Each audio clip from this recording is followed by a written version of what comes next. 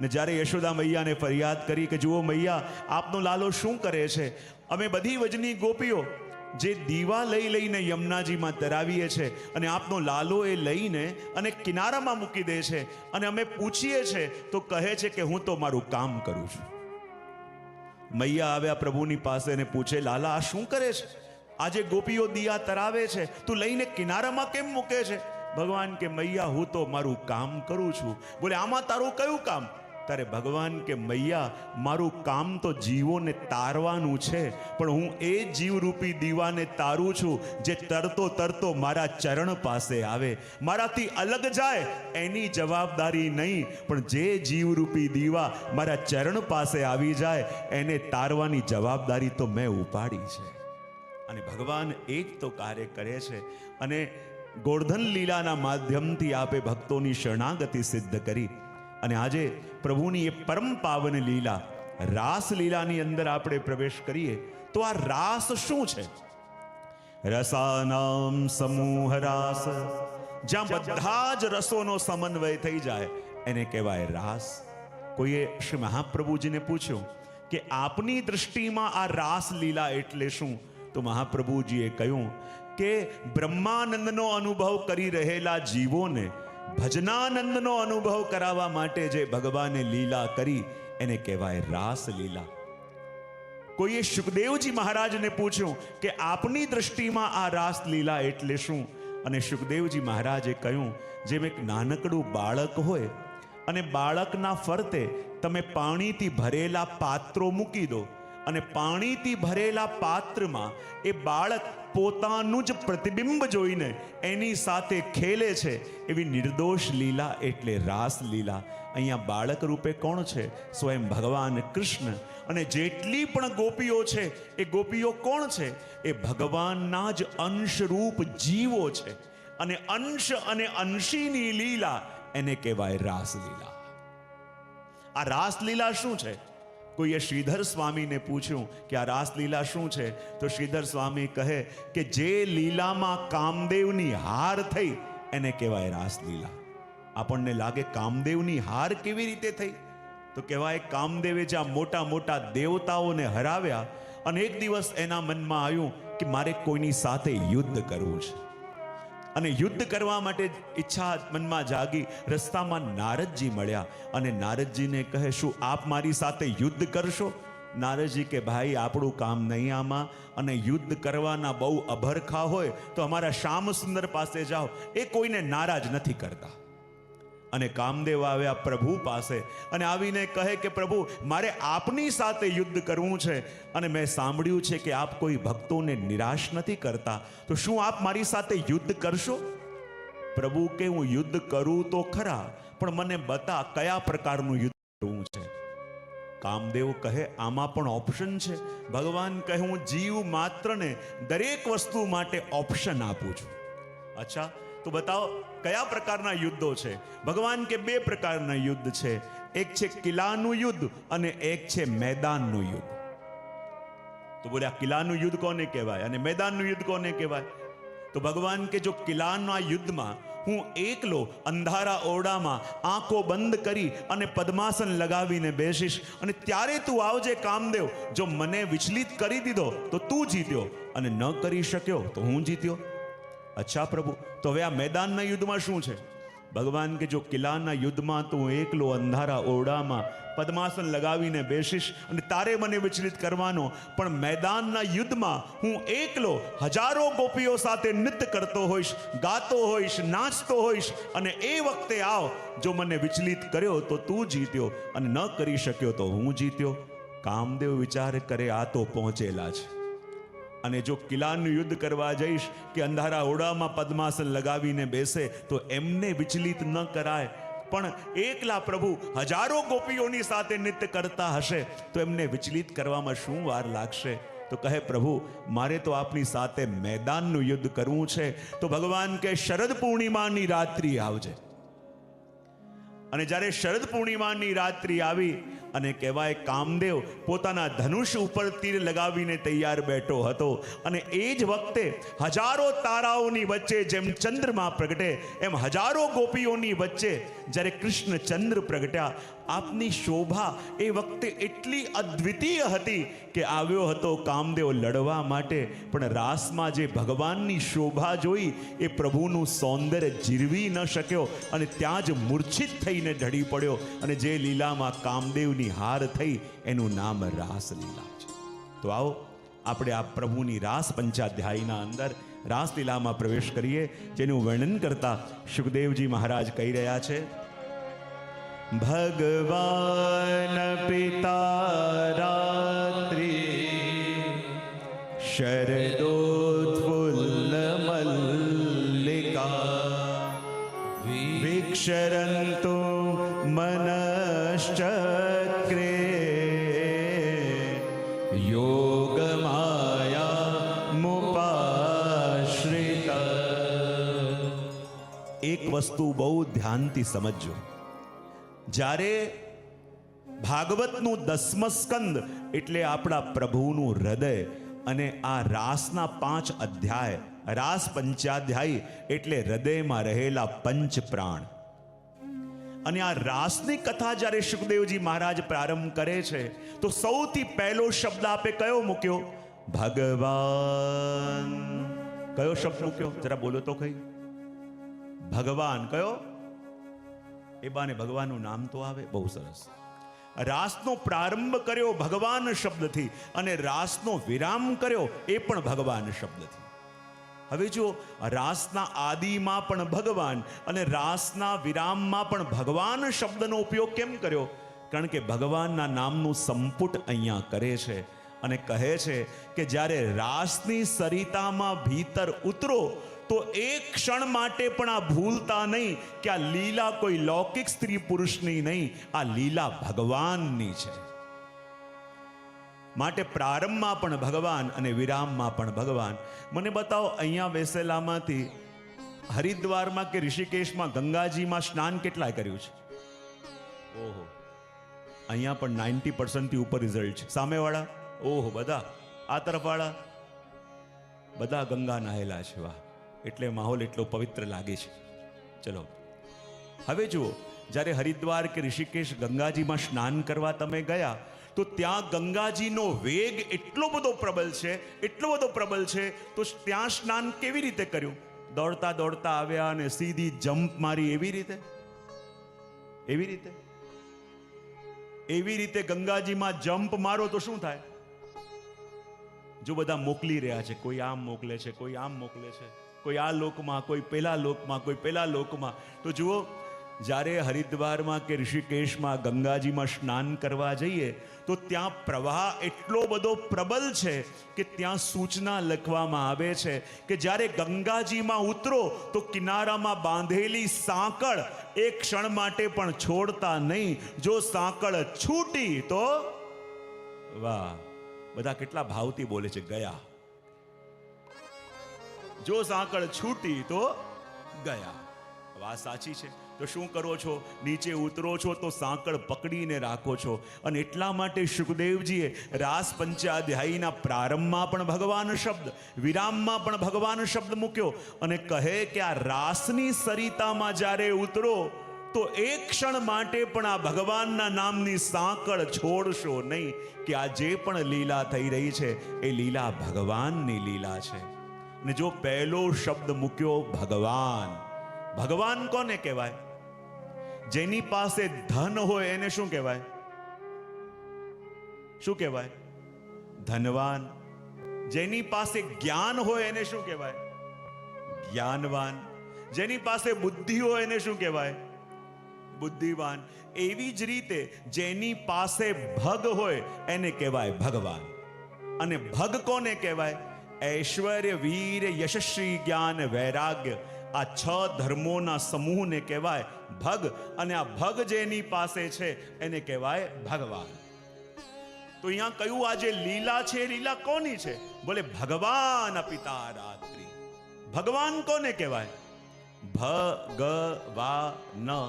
ભ એટલે જે આખા જગતનું ભરણ પોષણ કરે, ગ એટલે આખા જગતને જે ગતિ આપે, વ એટલે જે આખા જગતને વરદાન આપે, અને ન એટલે જેની પાસે એના ભક્તો માટે ક્યારે પણ ના નથી, એને કહેવાય ભગવાન.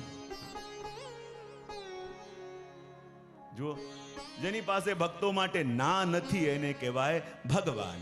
હું ઘણીવાર મારા પ્રવચનમાં કહેતો હોઉં છું કે જ્યારે આપણે કોઈ પણ પ્રશ્ન આપણા પ્રભુને પૂછીએ છીએ, કોઈ પણ પ્રશ્ન જ્યારે પ્રભુને પૂછીએ તો પ્રભુની ડાયરીમાં આપણને આપવા માટે માત્ર 3 આન્સર છે. કેટલા આન્સર છે? જરા ભાવથી બોલજો. 3. બહુ સરસ.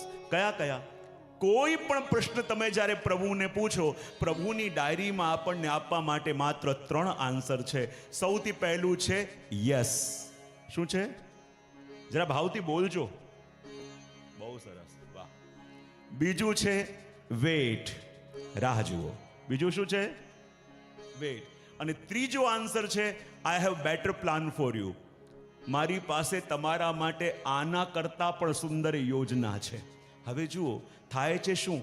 આપણે કોઈ પણ પ્રશ્ન પ્રભુને પૂછીએ છીએ અને જે વસ્તુ પ્રભુને કહી યા પ્રભુથી વિનંતી કરી અને તરત પૂરી થઈ ગઈ તો એ આન્સર આપણને સમજમાં આવે છે. એ કયો આન્સર છે? પહેલો યસ. શું છે? યસ. પણ જ્યારે પ્રભુની પાસે કંઈક વિનંતી કરીએ છીએ અને વસ્તુ ડિલે થવા લાગે, આપણને લાગે કે ભગવાન દરેકનું તો સાંભળે છે, ખાલી મારું સાંભળતા. કાયમ બોલતા હોય ને એટલે વાક્ય બહુ બાય હાર્ટ હોય. ભગવાન દરેકનું સાંભળે છે, ખાલી મારું સાંભળતા નથી. બધાને જલ્દી મળી જાય, મને આટલું લેટ કેમ થાય છે? તો એમાં પણ ભગવાનની ના નહીં, એમાં ભગવાનનો બીજો આન્સર છે. શું? બોલે વેટ, રાહ જુઓ. બોલે કેમ? કારણ કે કહેવાયું છે ને કે ધીરે ધીરે રે મના, ધીરે સબ કુછ હોય, માલી સિંચે 100 ઘડા, પર ઋતુ આએ ફલ હોય. જેમ કોઈ બગીચામાં ગયા અને કોઈ માળી પાસેથી તમે 10 ગુલાબના છોડ ખરીદીને લઈ આવ્યા અને કન્ફર્મ કર્યું કે આ ગુલાબનું છે. બોલે હા, આમાં ગુલાબ ઉગશે. એણે કહ્યું હા. ઘરે લાવ્યા, વાવ્યા, બધા છોડમાં એક ઘડો પાણી નાખ્યો અને 1 કલાક પછી જોવા માટે આવ્યા, કોઈ ગુલાબ દેખાયું નહીં. અને તમે ઝઘડો કરવા માટે ગયા કે તે તો કહીને આપ્યું હતું કે આમાં ગુલાબ ઉગશે, પણ આમાં તો કંઈ ના ઉગ્યું, 1 ઘડો પાણીએ નાખ્યો. ત્યારે માલી કહે છે કે આમાં 1 ઘડો નહીં, 100 ઘડા પાણી નાખો તો પણ જ્યારે એની ઋતુ આવશે ત્યારે એ ખીલશે. એમ જ્યારે આપણે કંઈક પ્રભુથી માંગતા હોઈએ અને એમાં વિલંબ થાય તો એમ માનો ભગવાન ના નથી પાડી રહ્યા. ભગવાન કહી રહ્યા છે કે હું તારા મોસમની રાહ જોઉં છું. એકવાર તારી મોસમ આવવા દે, ને જ્યારે તારી મોસમ આવશે તને એવો ખીલવીશ કે આખી દુનિયા તારી સુગંધ સાંભળીને તારી પાસે આવશે. એ ભગવાનનો બીજો આન્સર. અને ત્રીજો આન્સર છે I have better plan for you. કારણ કે આપણે જે પણ કરીએ અને ઊંધું પડે તો માનવાનું આમાં પ્રભુની ના નથી. પ્રભુએ આપણા માટે આના કરતાં પણ ઉત્તમ કંઈક વિચાર કરીને રાખ્યું છે. તો જેની પાસે એના ભક્તો માટે ના નથી એને કહેવાય ભગવાન. માટે કહ્યું ભગવાન પિતા રાત્રિ. ભગવાન એટલે કોણ? આપણા આચાર્યો કહે કે જે 5 મહાભૂતોનો ઉત્કર્ષ કરે એને કહેવાય ભગવાન. અને 5 મહાભૂતો કયા કયા છે? 5 મહાભૂતો કયા કયા છે? જલ, પૃથ્વી, આકાશ, પછી અગ્નિ. ઉત્કર્ષ એને કહેવાય ભગવાન. માટે ભગવાન. ભ એટલે જે ભૂમિનો ઉત્કર્ષ કરે, ગ એટલે ગગનનો ઉત્કર્ષ કરે, વ એટલે વાયુ, અ એટલે અગ્નિ અને ન એટલે નીર. આ 5 મહાભૂતોનો જે ઉત્કર્ષ કરે એને કહેવાય ભગવાન. અને જો ભગવાને આ ક્યારે કર્યું? જ્યારે બ્રહ્માંડ ઘાટ પર રમતા રમતા માટી મુખમાં પધરાઈ, ભૂમિનો ઉત્કર્ષ. જ્યારે તુલાવર્ત લઈ ગયો, ગગનનો ઉત્કર્ષ. વ વાયુનો ઉત્કર્ષ, વેણુનાદ કર્યો. અને અ એટલે અગ્નિનો ઉત્કર્ષ, જ્યારે 2 વાર દાવાનલનું પાન કર્યું. અને ન એટલે નીરનો ઉત્કર્ષ, જ્યારે યમુનાજીમાંથી કાલી અને દૂર કર્યો. માટે કહ્યું ભગવાન ભગવાન પિતા રાત્રિ. અને આપણને હવે સુખદેવજી મહારાજ લઈ જાય છે વૃંદાવનની અંદર, અને આખા વૃંદાવનમાં નીરવ શાંતિ છે. સામે કદમનું વૃક્ષ છે, આકાશમાં ચંદ્રમા ઉગેલો છે, અને ચંદ્રમાની ચાંદની આખા વૃંદાવનને આચ્છાદિત કરી રહી છે. અને સામે રહેલા કદમના વૃક્ષની નીચે આપણા પ્રભુ ઊભા છે. એક ચરણ પૃથ્વી ઉપર, એક ચરણ વૃક્ષ ઉપર, અને આપની દ્રષ્ટિ આકાશ ઉપર છે. અને અહીંયા ભગવાન એકલા ઉભેલા દેખાય છે તો ખરા, પણ અહીંયા કહે છે કે આજે ભગવાન અપી શબ્દ છે. શેના માટે? તો કહે છે કે હમણાં સુધી જે મનોરથ ગોપીઓએ કર્યો હતો કે પ્રભુની સાથે અમે રાસ કરીએ, પણ જો એક હોય છે ઈચ્છા અને એક હોય છે મનોરથ. કેટલા શબ્દો મેં કયા? બે. કયા કયા? એક ઈચ્છા અને એક મનોરથ. ઈચ્છા તો આપણે બધા જીવ માત્ર કરીએ છીએ, પણ દરેકની ઈચ્છા મનોરથ બનતી નથી. બોલે મનમાં જાગેલી ઈચ્છા મનોરથ ક્યારે બને? બોલે જેવી ઈચ્છા આપણા હૃદયમાં આપણા પ્રભુ માટે જાગી, બરાબર એ જ વખતે એવી જ ઈચ્છા આપણા પ્રભુના હૃદયમાં જ્યારે આપણા માટે જાગે ત્યારે ઈચ્છા ન રહેતા એ મનોરથ બને. તો જે ઈચ્છા હમણાં સુધી ગોપીઓના મનમાં હતી, પણ આજે ભગવાનના મનમાં પણ એ મનોરથ જાગ્યો કે હું ગોપીઓની સાથે આજે રાસ ખેલું. અને યુગો યુગોથી જે કામના ગોપીઓ કરી રહી છે એમને અહીંયા બોલાવું. પણ જુઓ, ભગવાન અહીંયા એકલા દેખાય છે તો ખરા, પણ એકલા છે નહીં. બોલે કેમ? તો ભગવાનની સાથે કોણ છે? તો સુખદેવજી કહે યોગ માયા મુપાશ્રિત. અહીંયા ભગવાનની સાથે યોગ માયા છે. અને યોગ માયા કોને કહેવાય? યોગાય માયા, યોગ માયા. જે ભક્ત અને ભગવાન વચ્ચેના સંબંધને જોડે છે એને યોગ માયા કહેવાય. એક આચાર્યએ કહ્યું કે આ યોગ માયા બીજું કાંઈ નહીં, ભગવાનની વાંસળી એ યોગ માયા છે કે જેને વગાડીને પોતાના ભક્તોને ભગવાન બોલાવે છે. તો કોઈ કહે કે ના ના, જેના દ્વારા રાસનું સુખ ગોપીઓને મળવાનું છે એવા શ્રી યમુનાજી એ યોગ માયા છે. પણ બીજા એક આચાર્ય કહે કે ના, આ યોગ માયા એટલે કોણ? જેના વિના પ્રભુ ક્યારે પણ રાસ ન કરે એવા શ્રી રાધાજી એ જ યોગ માયા છે. અને આજે ભગવાન ઊભા છે તો ભગવાનની સાથે કોણ ઊભા છે? તો એક આચાર્ય, રસિક આચાર્ય કહે કે સ્વયં શ્રી રાધાજી ઊભા છે.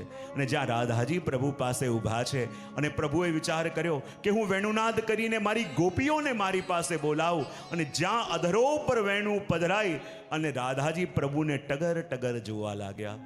પ્રભુ કહે પ્યારીજુ, આપ આવી રીતે મને કેમ જોઈ રહ્યા છો? તો રાધાજી કહે પ્રભુ, આજે મારા મનમાં એક મનોરથ જાગ્યો છે. બોલે શું મનોરથ જાગ્યો છે? તો પ્રભુની વાત સાંભળીને રાધાજી કહે શ્યામ સુંદર શું બતાવું? જ્યારે આપ વનમાં જઈને વેણુનાદ કરો તો અમે ગોપીઓ ઘરમાં કામ કરતી હોઈએ, પ્રવૃત્તિ કરતી હોઈએ, અને બધું મૂકીને જેવી રીતે ભાગતા ભાગતા આપની પાસે આવી જઈએ, તો શું પ્રભુ ક્યારેક એવો દિવસ ન આવે કે આપ સખાઓ સાથે રમતા હો અને હું વેણુનાદ કરું અને એ વેણુનાદને સાંભળીને પ્રભુ આપ દોડતા દોડતા મારી પાસે આવી જાઓ? પ્રભુ કે થાય, કેમ ના થાય? તો રાધાજી કે પછી પ્રભુ આજે જ પ્રયોગ કરીએ. બોલે શું? મારી એવી ઈચ્છા છે કે પ્રભુ આપ ક્યાંક દૂર જાઓ અને હું વેણુ વગાડું, અને આપ બધું છોડીને દોડતા દોડતા જ્યારે મારી પાસે આવો છો ત્યારે કેવા લાગો છો, મારે એ જોવું છે. ભગવાન કે ઠીક છે. અને ભગવાને પોતાની વેણુ રાધાજીને આપી દીધી અને કહે કે હવે વેણુ વગાડો. તો રાધાજી કે પ્રભુ મારી શું ઈચ્છા છે? બોલે એ જ કે આપ વેણુ વગાડો અને હું દોડતો દોડતો આવું. તો રાધાજી કહે પ્રભુ દોડતા દોડતા આવવું હોય તો પહેલા શું કરવું પડે? પ્રભુ કે દૂર જવું પડે. તો રાધાજી કે જાઓ. પાછળ પાછળ પ્રભુ જતા ગયા. બોલે હવે, બોલે હજી પાછળ જાઓ. બોલે હવે, બોલે હજી પાછળ જાઓ. બોલે હવે ઝાડીની પાછળ સંતાઈ જાઓ. પ્રભુ સંતાઈ ગયા અને રાધાજીએ પોતાના હાથોમાં વેણુ લીધી અને જેવી રીતે પ્રભુ લલિત ત્રિભંગી બનીને ઊભા રહે એવી રીતે રાધાજી ઊભા રહ્યા. જેવી રીતે હાથોમાં વેણુને પ્રભુ ધારણ કરે એવી રીતે રાધાજીએ વેણુ ધારણ કરી, અને જેવી રીતે પ્રભુ વેણુને અધરાર્પિત કરે એવી રીતે રાધાજીએ વેણુને અધરાર્પિત કરી, અને જ્યાં વેણુને વગાડવાનો પ્રયત્ન કર્યો પણ વેણુ વાગી. તમને બધી કેવી રીતે ખબર હોય છે? બધાના હિસાબ ને બધાની ખબર આપણા પોરબંદરવાસી રાખે. વેણુ ન વાગી એ પણ બધાને ખબર છે. વેણુ ન વાગી અને રાધાજીએ પ્રભુને કહું, શ્યામ સુંદર પાછા આવો. ભગવાન કે વેણુ સંભળાઈ નથી તો કેવી રીતે આવું? રાધાજી કે વાગી જ નથી. પાછા પ્રભુ આવે અને રાધાજી કે આપ વગાડીને બતાવો. પ્રભુ વગાડે તો વેણુ વાગે. પાછા પ્રભુને મોકલે, પાછો વગાડવાનો પ્રયત્ન કરે પણ વેણુ વાગે નહીં. અને રાધાજી પાછા પ્રભુને બોલાવ્યા અને કહ્યું, પ્રભુ એક વસ્તુ હું સમજી ગઈ છું. બોલે શું? એ જ કે કપટીનો સંગ કરે ને એ પોતે પણ કપટી થઈ જાય. આપની સાથે રહી રહીને વેણુ પણ આપના જેવી થઈ ગઈ છે. આપ વગાડો તો વાગે અને હું વગાડું તો ન વાગે. આવું કેમ? ત્યારે પ્રભુ કહે, અરે રાધાજુ, અરે રાધાજુ, આ વેણુ તો વાગવા માંગે છે તો પછી વાગતી કેમ નથી? અરે શું બતાવું રાધાજુ, આ વેણુ તો વાગવા માંગે છે પણ હે રાધે રાની, જ્યારે આપ એ વેણુને પોતાના અધરો પર પધરાવો છો અને વેણુને જ્યારે રાધાજી આપના અધરોનો સ્પર્શ થાય છે તો વેણુને પણ મૂર્છા આવી જાય છે. અને જ્યારે વેણુ મૂર્છિત થઈ જાય તો પછી એના સ્વર નીકળે કેવી રીતે? તો પછી આ વેણુ વાગે કેવી રીતે? તો કહે એક ઉપાય છે. બોલે શું? આ વેણુ છે ને મને જાણે છે. તો રાધાજી એક કાર્ય કરો, મારા વસ્ત્રો આપ ધરી લો. તો રાધાજી કે મારા વસ્ત્રો? પ્રભુ કે હું ધરી લઈશ. અને જો આપ શ્યામ સુંદર બનશો તો આ વેણુ જરૂર વાગશે. અને રાધાજીએ પ્રભુનું પિત્ત પિતાંબર ધર્યું, સુંદર ગોરોચનનું તિલક કર્યું, સુંદર મોર મુગુટ ધર્યું, અને એવા સુંદર શ્યામ સુંદરનું સ્વરૂપ ધારણ કરીને રાધાજી ઊભા છે. અને રાધાજીના ચણિયા ચોલી અને ચુંદડી ઓઢીને અમારા શ્યામ સુંદર ઊભા છે કે કોઈ જોઈ ન જાય મને. અને જ્યાં જેવી રીતે પ્રભુ ઊભા રહે એવી રીતે રાધાજી ઊભા રહ્યા. અને જેવી રીતે રાધાજી ઊભા રહે એવી રીતે પ્રભુ ઊભા રહ્યા. અને ત્યાં જ એક વૃંદાવનમાં સખી આવી અને જેણે આ દર્શન કર્યા ભાગતી ભાગતી ગઈ પોતાની સખી પાસે. અરી સખી, બોલે શું થયું? બોલે એવા દર્શન મેં કર્યા કે જે ક્યારે ન કરી શકાય. બોલે શું જોયું?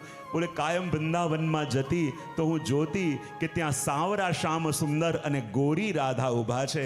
પણ આજે તો એવા દર્શન થયા કે સાવરી રાધા અને ગોરા શ્યામ સુંદરના દર્શન થયા. અને એ સ્વરૂપ પણ આપનું એવું હતું કે જેના દર્શન કરીને જીવના હોશ ઠેકાણે ન રહે. અને જ્યારે રાધાજીએ પ્રભુનું સ્વરૂપ ધર્યું અને પોતે લલિત ત્રિભંગી સ્વરૂપ બનીને ઊભા રહ્યા, વેણુને અધરાર્પિત કરી અને પ્રભુ રાધાજીનું રૂપ લઈને બિલકુલ પાસે આવ્યા અને રાધાજીના ખભા ઉપર હાથ રાખીને ઊભા રહ્યા. અને કહેવાય કે જ્યાં રાધાજીએ વેણુનાદ કર્યો તો એમ કહેવાય છે કે જ્યારે પ્રભુ વેણુનાદ કરે ત્યારે આખું જગત મોહિત થઈ જાય. પણ જ્યારે રાધાજીએ વેણુનાદ કર્યો તો એ સાંભળીને આખા જગતને મોહવાવાળા અમારા શ્યામ સુંદર મોહિત થઈ ગયા. અને બિલકુલ ચિત્ર હોય એવી રીતે ઊભા ઊભા શ્રી રાધાજીના વેણુનાદનું શ્રવણ કરવા લાગ્યા. તો એ પણ કર્યો કે યોગ માયા એટલે સ્વયં રાધાજી છે. તો અહીંયા પ્રભુના મનમાં મનોરથ જાગ્યો કે આજે મારે મારા ગોપીઓને બોલાવવા છે.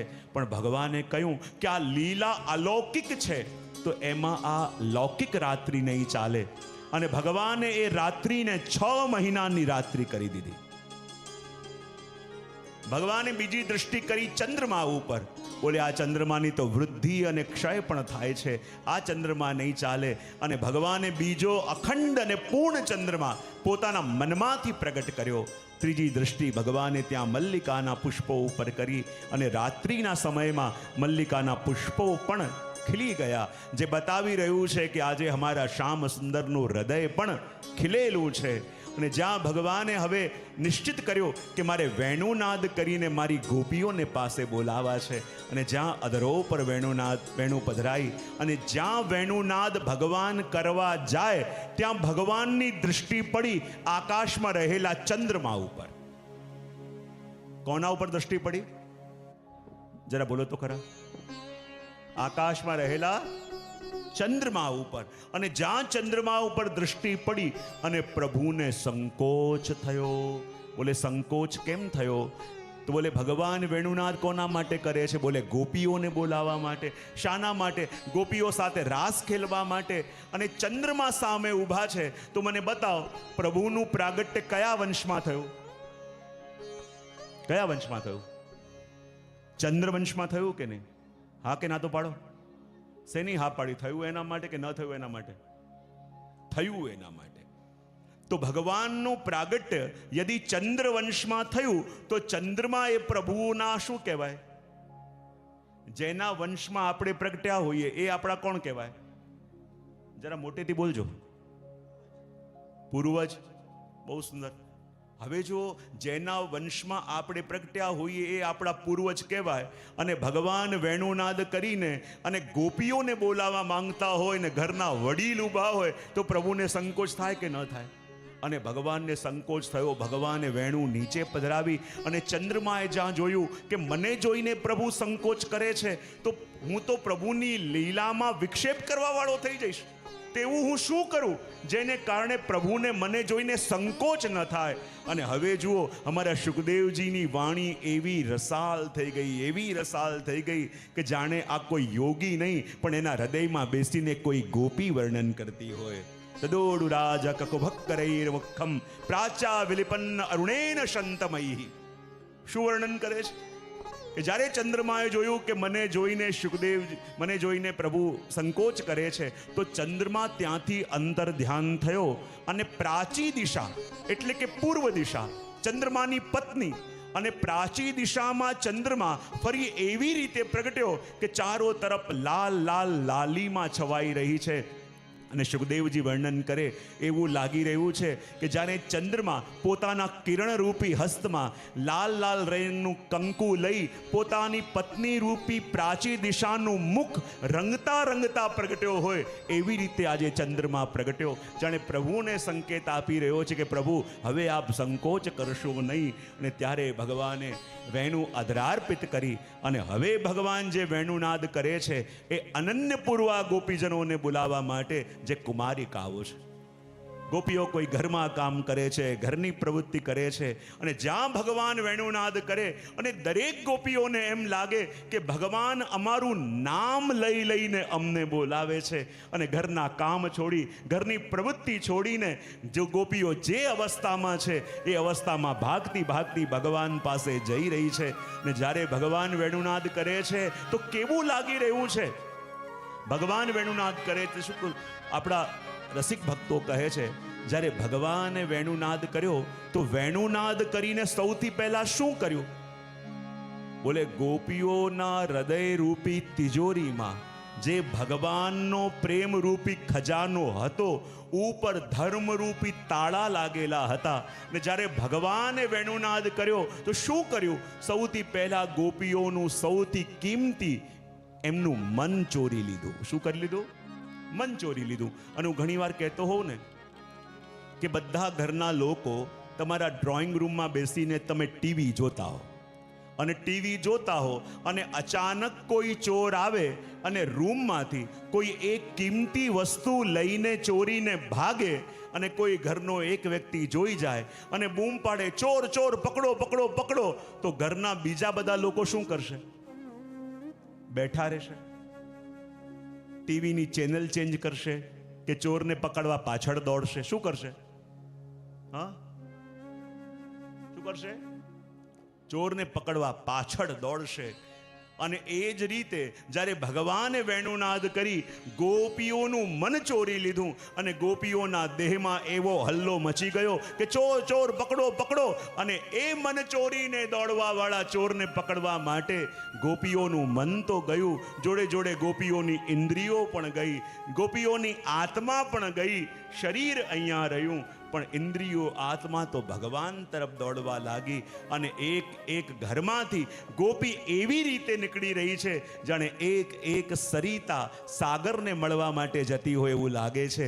અને એક એક ગોપીને ભાગતા જોયું અને વૃંદાવનમાં ભગવાન વેણુ વગાડી રહ્યા છે તો કેવું લાગી રહ્યું છે એનું વર્ણન અમારા સુરદાસજી કરતા એમના પદોની અંદર વર્ણન કરે છે કે જ્યારે ભગવાન વેણુનાદ કરે છે તો પ્રકૃતિમાં કેવી અસર થાય છે અને કેવા દર્શન થઈ રહ્યા છે એનું વર્ણન કરતા કહે, बांसुरी बजाया रंग सो मुरारी, बांसुरी बजाया રંગ સો મુરારી, बांसुरी बजाया रंग सो मुरारी, बांसुरी बजाया रंग सो मुरारी. शिव समाधि भूल गए ऋषि मुनि की नारी, शिव समाधि भूल गए ऋषि मुनि की नारी.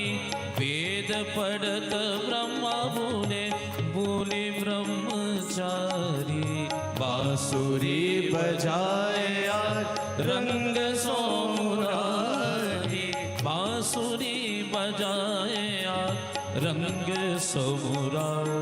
જ્યાં ભગવાનના વેણુના સ્વરો શિવજીના કાનોમાં પડ્યા, શિવજીની સમાધિ પણ તૂટી ગઈ. વિચાર કરે જે સુખ આ પ્રભુની વેણુનાદમાં છે એ તો સમાધિમાં પણ નથી. અને શિવજી પણ પોતાના પરિવારની સાથે ત્યાં જવા લાગ્યા જ્યાં ભગવાન વેણુનાદ કરી રહ્યા છે. જ્યારે પ્રભુના વેણુનાદના સ્વર બ્રહ્મલોકમાં ગયા, બ્રહ્માજી વેદ પાઠ કરી રહ્યા છે પણ આ વેણુનાદનું શ્રવણ કરી એ પણ વેદ પાઠ ચૂકવા લાગ્યા કે જે સુખ આ વેણુનાદમાં છે એ ક્યાંય નહીં. અને એ પણ ભાગતા ભાગતા ત્યાં જવા લાગ્યા જ્યાં ભગવાન વેણુનાદ કરે છે. અને આગળ વર્ણન કરતા કહે, रंबा समताल चुकी भूली नृत्यकारी, રંભા समताल चुकी भूली नृत्यकारी. यमुना जल उलट भयो शोभाज भारी, बांसुरी बजाया रंग सो मुरारी, बांसुरी બજાયા रंग सो मुरारी, बांसुरी बजाया रंग सो मुरारी. કે ભાઈ જ્યારે ભગવાન વેણુનાદ કરી રહ્યા છે, રંભા ઇત્યાદિ અપ્સરાઓ જે નિત્યમાં પારંગત છે ને જ્યારે આ વેણુનાદના સ્વર એમના સુધી પહોંચ્યા એ જાણી ન શકી કે કયો રાગ અને કયો તાલ વાગી રહ્યો છે. અને નૃત્ય કરતા કરતા એમના તાલ ચૂકવા લાગી. અને કહેવાય વૃંદાવનમાં પ્રભુ વેણુનાદ કરતા કરતા શ્રી યમુનાજીના તટ પર આવી ગયા. યમુનાજી આમ વહી રહ્યા છે અને પ્રભુ જ્યારે વેણુનાદ કરતા કરતા આગળ ચાલે તો યમુનાજીની ધાર પણ આગળ જવાનું ભૂલી અને પ્રભુની પાછળ પાછળ આવે. પ્રભુ 4 કદમ પાછળ આવે તો યમુનાજી પાછળ આવે. પ્રભુ 8 કદમ આગળ ચાલે, શ્રી યમુના